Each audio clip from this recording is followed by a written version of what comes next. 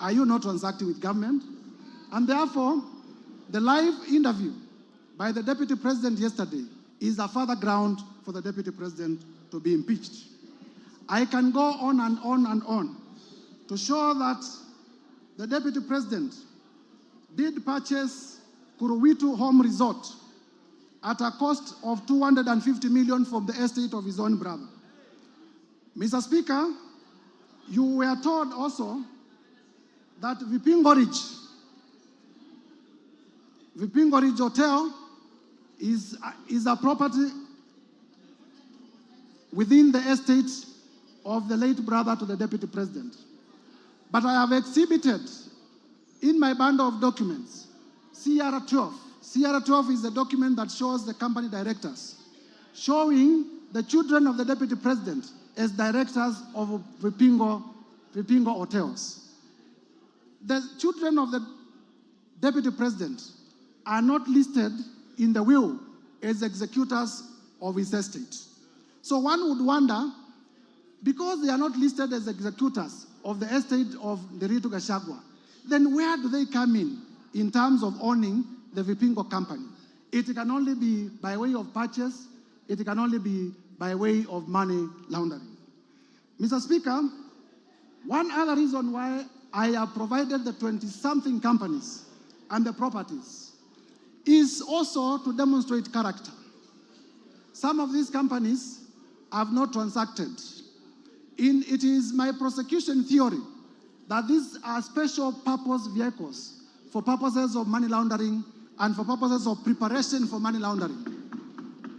And therefore, one would wonder why the Deputy President would have so many companies that are not active, except for the reason of waiting for a prime day for them to launder resources from government. Mr. Speaker, I have also listed many companies and suspicious transactions where companies were being paid as much as 100 million from the office of the Deputy President. They are paid in the morning, and at noon, they are withdrawing the money in cash. You are aware that under our regulations, you cannot withdraw more than 1 million shillings from the bank. But I have listed in schedules where in a singular day, as many as 10 transactions, cash transactions, were being done from monies that had been paid from the office of the Deputy President. These are serious reasons to believe that the monies were being withdrawn for suspicious reasons. And for that reason, Mr. Speaker, I believe I have discharged my burden of proof, and this ground is proven beyond the required threshold, and it should be confirmed as a ground of impeachment. Mr. Speaker, allow me to proceed to ground number 8. Ground number 8 is about breach of Section 132 of the Penal Code and breach of Section 129 of the Leadership and Integrity Act. Basically, these are about misleading the public. Mr. Speaker, on this one, I rely on the evidence of the video in the case of Justice Esther Maina, that the Deputy President did mislead the public that Justice Esther Maina was corrupt, simply because she had made a finding that was against him.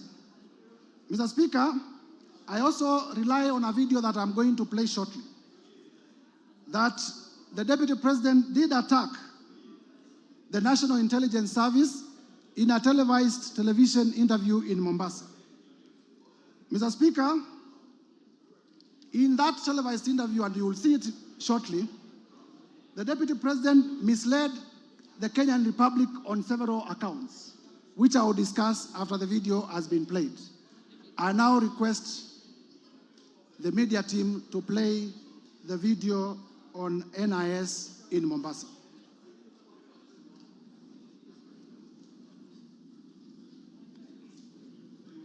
Where did the rain begin to beat us?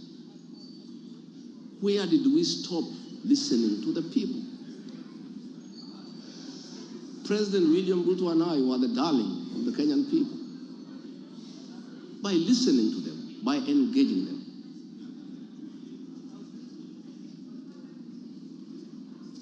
And as a government, we have established institutions to ensure we not only listen to Kenyans, but also genuinely understand their concerns. We invest significant resources in these institutions, particularly the National Intelligence Service, for this purpose. It is clear there has been a failure in the intelligence and advice we are receiving, particularly concerning crucial government policies. The President of the Republic of Kenya today has admitted that it has come to his attention that the people of Kenya did not want anything to do with the Finance Bill 2024.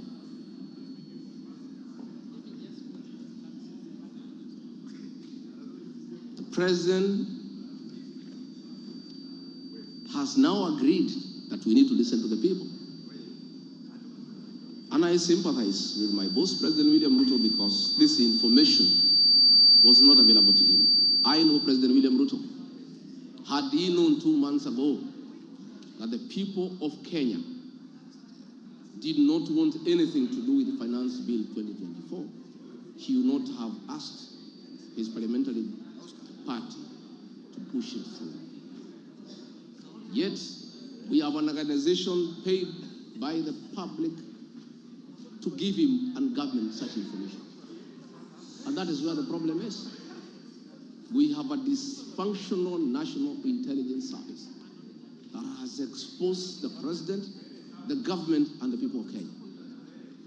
Had the National Intelligence Service briefed the President 2 months ago about how the people of Kenya feel about the Finance Bill 2024, so many Kenyans would not have died. Property would not have been destroyed. Offices would not have been touched. There would have been no mayhem. But they slept on the job. It had to take people to die, property to be destroyed, protests across the country for the President to know the truth of what the people of Kenya feel. Yet, there is an organization paid for by the public to brief the President and the government about the feeling of the Kenyan people. With the permission, Mr. Speaker, I request Officers that we of pause the the National video Intelligence Service, because officers of the National... we have already displayed the context. Mr. Speaker, the point I'm making here is simple. That this is the Deputy President of the Republic of Kenya.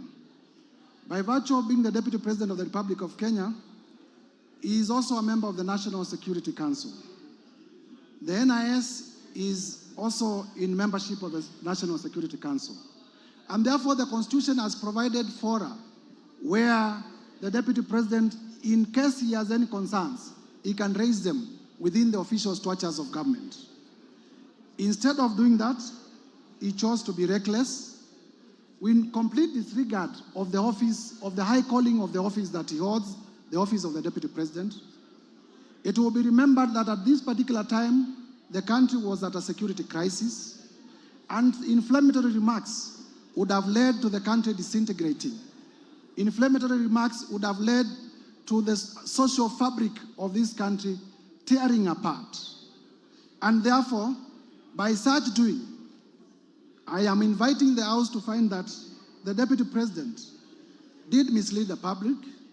The Deputy President did live below the expectations of the office that he holds, made unfounded, sensational statements, and therefore, that ground should be upheld for his impeachment.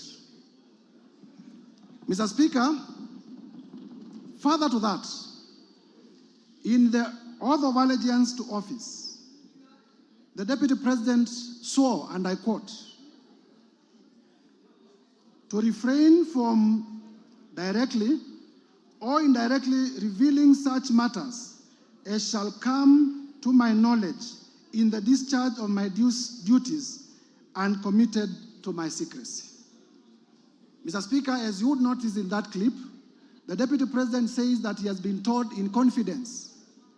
Mark the words, I have been told in confidence by officers of the following. And while aware that he took an oath not to divulge information that comes to him in secrecy, he went ahead and divulged that information. I'll be inviting this House to find that the Deputy President breached his own oath of allegiance to office. And a person who breaches his own oath of allegiance to office is not fit to hold the office of the Deputy President. I therefore urge members to find that this ground has been proven to the required standard and uphold it for impeachment. Under ground 9, Mr. Speaker, on gross misconduct. Gross misconduct has been defined as the dereliction of duty in the Black's Law Dictionary. Gross misconduct has been defined as the dereliction of duty, unlawful or improper behavior. Mr. Speaker,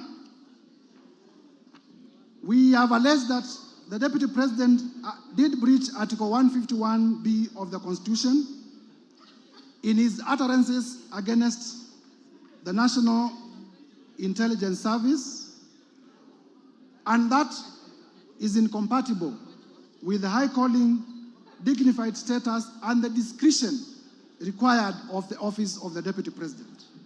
And because I had laid basis in the foregoing ground, I wish to urge members, using the same evidence that I've adduced above, to also find that ground number 10 is also proven. Ground number 9, that is. On ground number 10, gross misconduct on insubordination.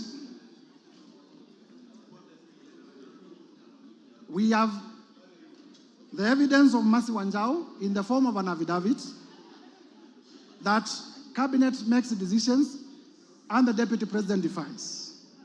I have video clips in Nyanza where the President did direct. In fact, he said it is primitive for people to say that certain sections of the country cannot receive development by virtue of how they voted in the last elections. And then immediately thereafter, the Deputy President repeated his shareholder Kenya government company utterances, directly contradicting the President. In that arrangement, Mr. Speaker, I am submitting that that is insubordination, and the evidence that we have tendered in the interest of time on record is enough to prove that ground, and members should be able to approve that the Deputy President, His Excellency Rigathi Gachagua, has been undermining his boss, has been undermining cabinet, and therefore is guilty of the offense of gross misconduct in terms of insubordination. Mr. Speaker, I come to a very interesting last one, which is that the Deputy President has breached Article 151B and Section 34 of the Leadership and Integrity Act. Mr. Speaker, in my bundle of evidence, I have the affidavit of Dr. Andrew Muller, which I would want displayed. Dr. Andrew Muller, Mr. Speaker, was the acting CEO of the Kenya Medical Supplies Agency. Kenya Medical Supplies Agency, through funding of the Global Fund, did advertise for a tender for purchase of mosquito nets to benefit Kenyans. The tender was worth about 3.7 billion. In this affidavit, Mr. Speaker, Dr. Andrew Muller avers that when he came to KEMSA, and Mr. Speaker, the witness is before the House, but because this is not the trial chamber, we will not lead him in evidence, nor will he be cross-examined, but he's ready to be cross-examined when we go to Senate. He avers that when he was appointed as an acting CEO of KEMSA, and he came to office, he found the tender ongoing, and one day, the Deputy President called him, threatened him, so that he could release a bid bond. In his testimony, he says that a company that was being fronted by the Deputy President, if you allow me just to get because this is important, at page 70 to 76, at page 70 to 76, of my band of documents, Dr. Andrew Mulwa avers that His Excellency Rigathi Gachagua called me from his mobile phone. The number is provided. On my mobile phone number, the number is provided, and pressured me to surrender to his proxy the original bid bond submitted by Sobika Impex for the above tender. He told me that he would send a proxy to collect the original bid bond. He goes further to state that Dr. Ikuno Rigathi, who is a son to Rigathi Gachagua, the Deputy President, called me and sent me a WhatsApp message from his mobile phone number, which is provided, claiming to be acting for and on the instructions of His Excellency Rigathi Gachagua. He asked for Sobika Impex Private Limited's original bid bond for the above tender, which he said His Excellency Rigathi Gachagua was trying to collect from KEMSA. Annexed here to and marked AM1 are the screenshots, and I would like them, they are already displayed on the screen of those messages. He goes further to aver that Dr. Ikino Rigathi, His Excellency Rigathi Gachagua's son, sent a one Ogora Wilson Okulo of national identity number that to collect the original bid bond submitted by Sobika Impex Limited. He concludes by saying that given the status, power, threats, influence of the people involved in the interference with the investigations and the cover-up of the irregularities surrounding the procurement of treated mosquito nets, I was constrained to surrender the original bid bond to Ogora Wilson Okulo. In short, members, please listen to this. In short, I was caught in a tricky situation, as there was nothing much I could do as a junior government officer against a sitting Deputy President of the Republic of Kenya. Mr. Speaker, this allegation was admitted by none other than the Deputy President yesterday live on his interview or live on television. He did confirm that, yes, he called Dr. Mulo. He also confirmed that he called him in relation to a bid bond. And he did confirm that the company called Sobika, the local representative of Sobika, is a company called Crystal. And the company called Crystal is owned by none other than Rigathi Gachagua and his children. And therefore, there was a direct conflict of interest that the Deputy President, that the local representative of Sobika, which is an international company registered in India, is a company owned by the Deputy President. And the Deputy President is making a call regarding a tender to a junior government officer. I wonder how many other calls he has made. But I do not need to belabor this point, because none other than the Deputy President himself did admit on live television yesterday that he did make the call.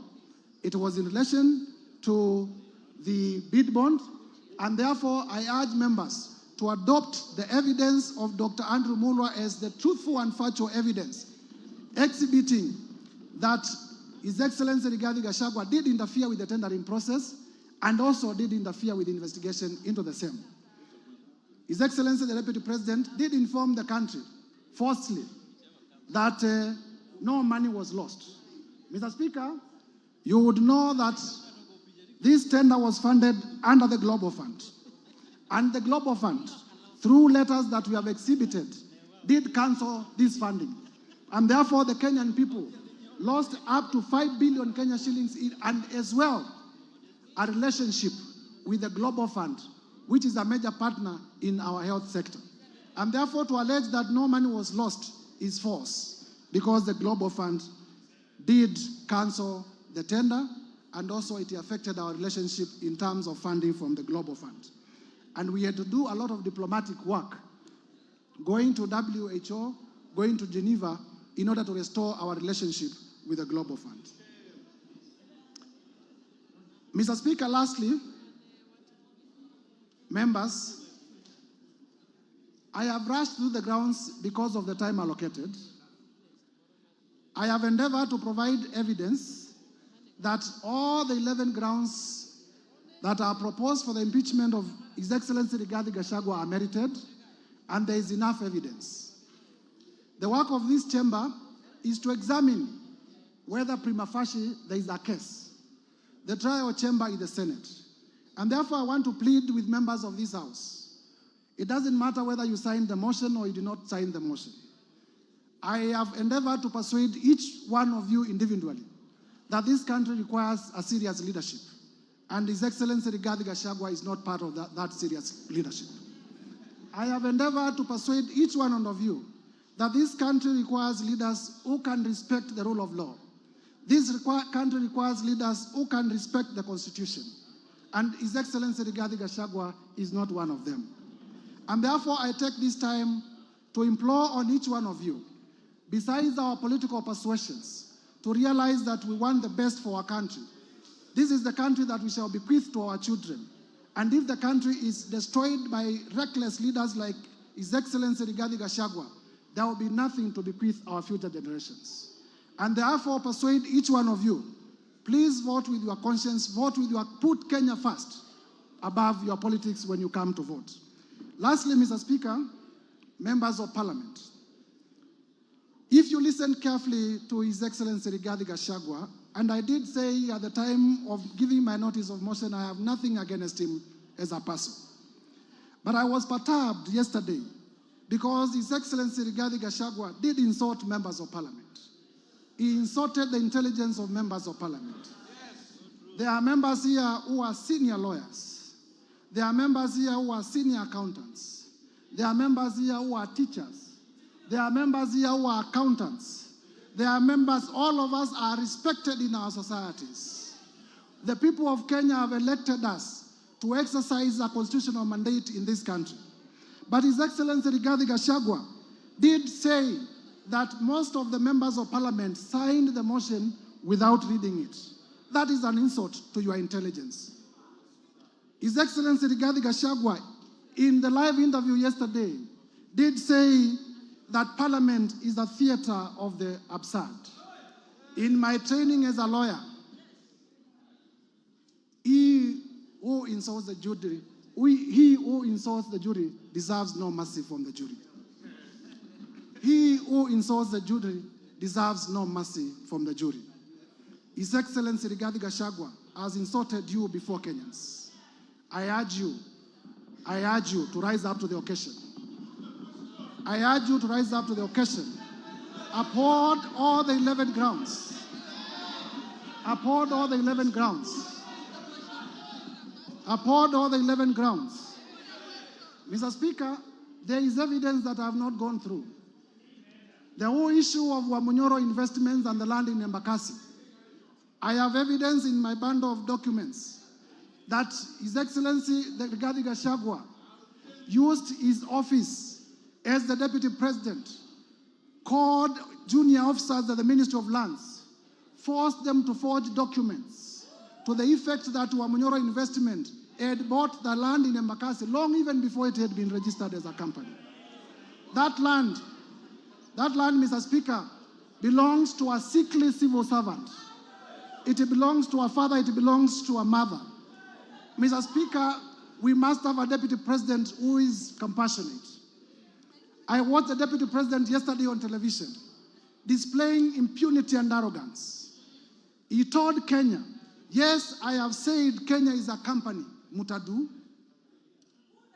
He has said that Kenya is a company. Unapologetically, he has said Kenya is a company. Is this the kind of a person you would want to be your Deputy President?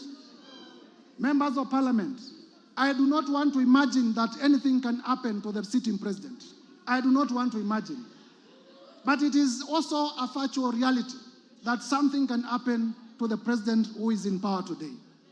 If anything, and God forbid, happens to the president who is in power today, is this the man you would want to complete the term as president?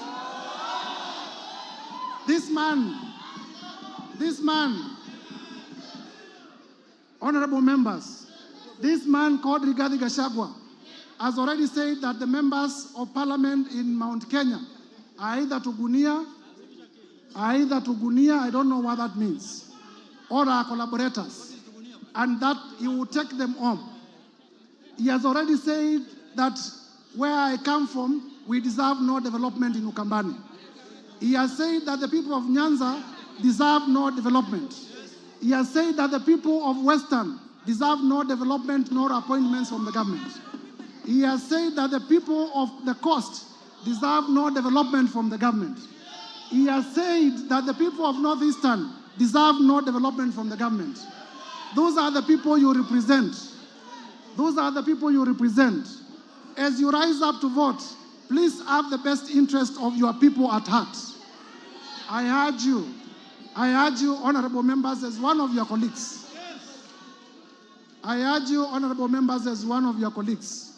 When this motion is finally put to vote, please vote to impeach Rigathi Gachagua. Please vote to impeach Rigathi Gachagua on all the grounds. As I conclude, Mr. Speaker,